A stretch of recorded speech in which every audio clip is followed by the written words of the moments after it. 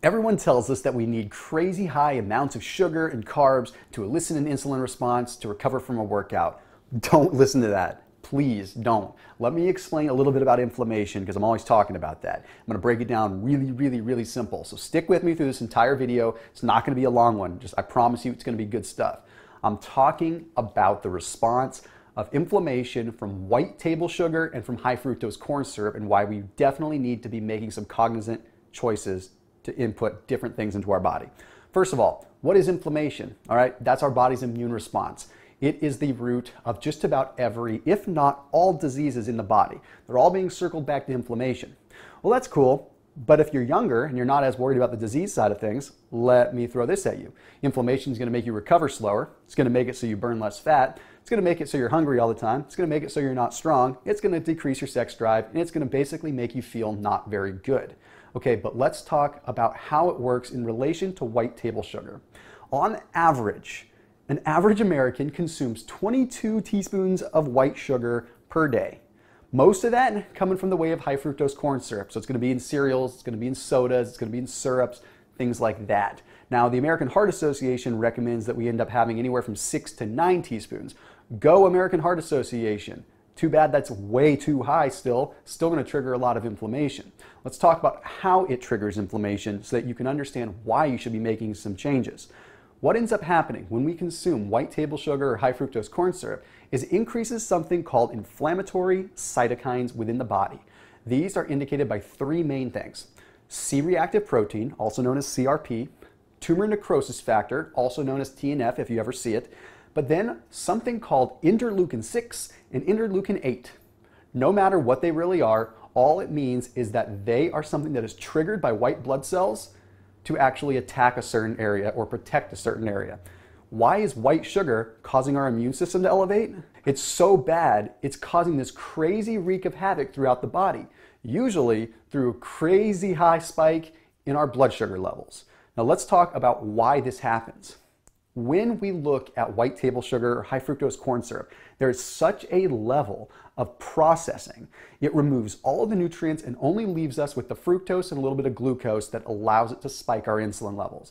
But believe it or not, when you combine white sugar or fructose with other foods, it can slow down the absorption of the good nutrients from those foods.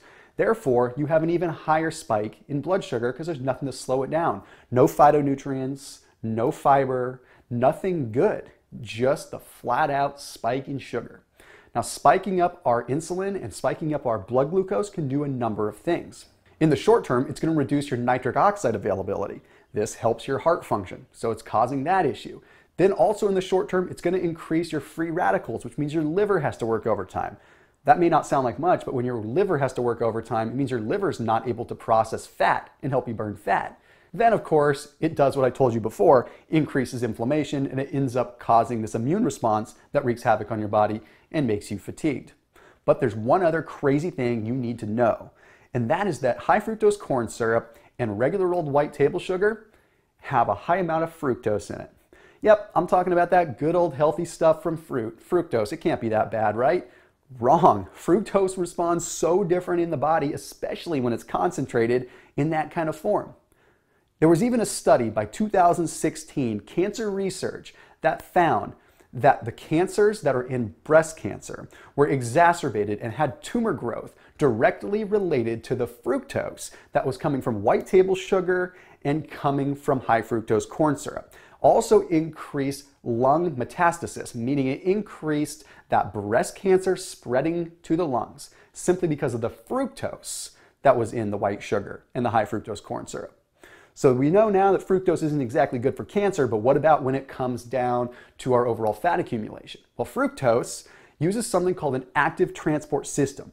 It has to be used immediately. If it's not used immediately, it's stored as fat. Have you ever heard if you don't use it, you lose it? Well, with fructose, you don't use it, you gain it. And that is what we don't want. We don't want this big shot of fructose. So that's the basis of why you need to be avoiding this stuff like the plague. Forget the 6 teaspoons by the American Heart Association. Go down to 0 if possible. Try subbing out your sugars for agave, dolcetto, maple syrup, and if you're really trying to kick the carbs, go with stevia or monk fruit.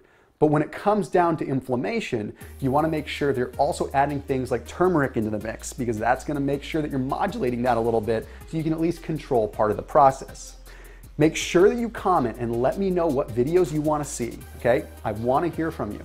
Make sure you comment and engage with me. I want to communicate. I want to be able to do more live videos and things like that. So let me know what you want to hear about, and I'll hear you out, and I'll probably reply. So I will see you in the next video. Keep it locked in here on my channel.